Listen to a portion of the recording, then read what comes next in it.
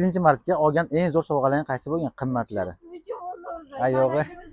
Bayramga aylanib yuribmiz, ayollarimizni tabriklaymiz, ko'ramiz ular reaksiyasini kutilmagan sovg'alarga. Assalomu alaykum. Bayramlaringizdan yaxshimisiz? Hozir bo'lsa ham bizning nimamizdan, jamoamizdan Nazarov Instagramda. Bir savol bersam maylimi sizga? 8-martda eng olgan zo'r sovg'angiz qaysi bo'lgan? Dadamdan gul olganim bo'lgan.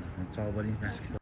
Assalomu alaykum. Qizlar, yaxshimisizlar? Bayramlaring bilan hozir bo'lsam ko'pinda ko'rasizlar. Qizlarni kuyini olib yuribmiz. Bir savol bersam maylimi sizlarga? 8-martga olgan eng zo'r sovg'alarning qaysi bo'lgan qimmatlari? Ayog'i. Hech kim sovg'a bergan yo'q. Nima bo'ldi sizga? Gul bo'lganmi? Ha, sizga shu bo'ldi. Xursandman. Nimagadir ayollar ko'chalarda yo'q. Bular assalomu alaykum. Bayramlaring bilan sog' bo'ling opa, men sizlarga. Hozir bo'lsa ko'pinda ko'rasizlar. Opa, sizga ham mana.